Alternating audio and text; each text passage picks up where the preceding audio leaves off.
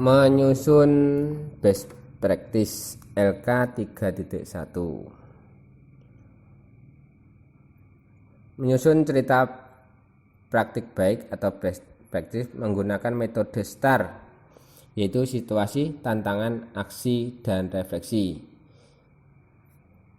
Terkait pengalaman mengatasi masalah siswa dalam pembelajaran. Lokasi adalah di sekolah saya, yaitu SMKN 2 Pacitan, dengan ruang lingkup pendidikan yaitu Sekolah Menengah Kejuruan. Kemudian tujuan pelaksanaan dari aksi yaitu meningkatkan pemahaman siswa tentang konsep sistem persamaan linear dua variabel dalam menyelesaikan masalah. Penulisnya adalah saya sendiri, Endah Kristanto.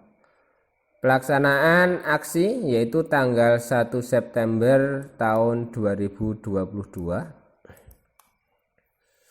di mana situasinya yang menjadi latar belakang masalah dari praktek pembelajaran ini adalah ketergantungan siswa kepada guru dalam melakukan aktivitas dalam pembelajaran yang hanya menunggu apa yang diberikan guru, yang mengakibatkan banyak perubahan dalam proses pembelajaran. Adapun perubahan-perubahan yang terjadi antara lain, yang pertama adalah kemampuan siswa menyelesaikan masalah masih kurang. Yang kedua, siswa kurang memahami notasi, konstanta, variabel, dan hubungan antar variabel. Yang ketiga, perubahannya adalah siswa tidak memahami masalah yang diberikan. Yang keempat, siswa kurang mampu mentransfer informasi yang ada dalam penyelesaian masalah. Hal itu diperburuk dengan kurangnya pemanfaatan media dan mode pembelajaran inovatif yang diimplementasikan guru dalam pembelajaran. Mengapa praktik pembelajaran ini penting dibagikan? Karena sebagai motivasi bagi diri saya sendiri utamanya dan guru lain untuk mendesain suatu pembelajaran yang kreatif dan inovatif. Kemudian selain itu, dari praktek ini semoga dapat dijadikan referensi bagi guru-guru lain dalam meningkatkan kualitas pembelajaran.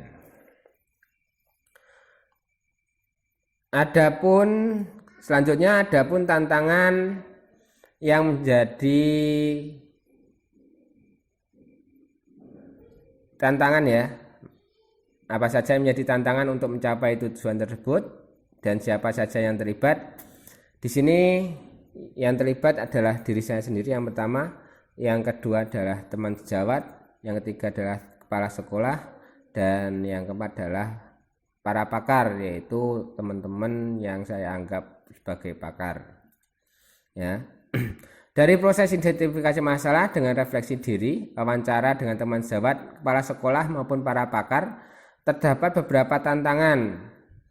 Di antaranya yaitu siswa kurang senang terhadap materi atau pelajaran. Yang kedua, siswa kurang percaya diri. Yang ketiga, kurangnya kemampuan untuk mengkomunikasikan ide dan gagasan.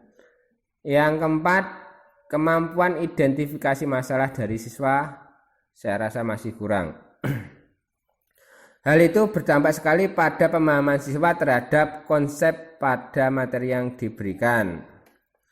Dan selain itu, ada juga tantangan dari guru yang mempengaruhi pemahaman siswa terhadap konsep pada materi yang diberikan, diantaranya. Yang pertama, tantangannya adalah dari saya sendiri ya. Metode maupun mode pembelajaran yang digunakan dulu dalam pembelajaran kurang tepat, karena dulu saya menggunakan media atau mode pembelajaran klasikal, biasanya yang hanya ceramah dan sebagainya, ya, jadi monoton sekali. Kemudian media pembelajaran kurang menarik, di mana dulu saya jarang sekali menggunakan media pembelajaran. Kemudian penyajian soal kurang mengarah dari permasalahan sederhana ke permasalahan yang kompleks, di mana di sini dulu saya mengajar itu hanya memberikan masalah-masalah atau soal-soal yang ada di buku saja, tanpa membawa permasalahan-permasalahan, memberikan permasalahan-permasalahan yang kontekstual. Ya. Kemudian aksi yang saya lakukan untuk menyelesaikan tantangan di atas dengan baik, adapun usaha guru adalah sebagai berikut. Yang pertama, melakukan identifikasi masalah dengan refleksi diri untuk menentukan permasalahan-permasalahan yang terjadi dalam pembelajaran. Yang kedua, wawancara dengan teman sejawat, kepala sekolah maupun para pakar untuk mengetahui permasalahan ataupun akar penyebab terjadinya permasalahan dalam pembelajaran. Kemudian yang ketiga, saya mencari literatur-literatur sebagai bahan acuan penyelesaian permasalahan dalam pembelajaran. Di sini saya cari artikel atau penelitian-penelitian yang ada, ya, yang sudah dilakukan oleh teman-teman yang lain. Kemudian yang keempat yang saya lakukan adalah mendesain suatu praktik pembelajaran yang dimulai dengan membuat rencana persiapan pembelajaran atau rencana pelaksanaan pembelajaran RPP. Kemudian menyiapkan perangkat media pembelajaran sampai bahan evaluasi materi yang bertujuan supaya materi belajar yang diajarkan tersampaikan dengan baik. Yang kelima, sehubungan dengan mata pelajaran matematika yang didominasi pada pemecahan masalah, sehingga pemilihan model problem based learning atau PBL diterapkan dalam pembelajaran matematika, di mana siswa dituntut untuk mampu memecahkan masalah tersebut secara kooperatif bersama-sama dalam kelompok, ya. Kemudian yang keenam, membuat pelajaran lebih inovatif dengan memanfaatkan teknologi dan media pembelajaran yang menarik. Di sini saya gunakan medianya adalah PowerPoint, ya, dan saya gunakan video. Jadi dari suatu permasalahan saya buat video, saya videokan sehingga siswa akan mengetahui permasalahan-permasalahan dalam kehidupan sehari-hari mereka.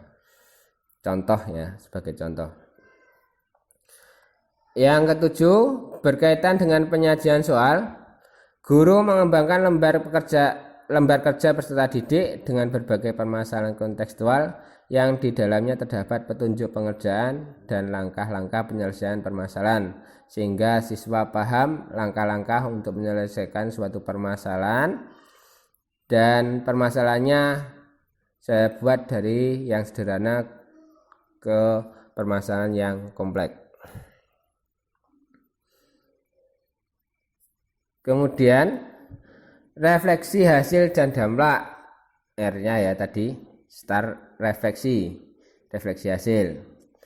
Dampak dari penerapan model pembelajaran problem based learning atau PBL, yaitu siswa belajar secara aktif memecahkan masalah yang kompleks dari situasi yang realistik dan mudah memahami konsep dari materi yang diajarkan.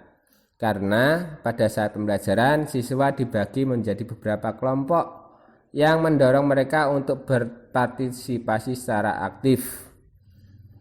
Dan permasalahan yang disajikan merupakan permasalahan kontekstual yang ada dalam kehidupan sehari-hari, sehingga siswa memahami manfaat ataupun kegunaan materi yang mereka pelajari.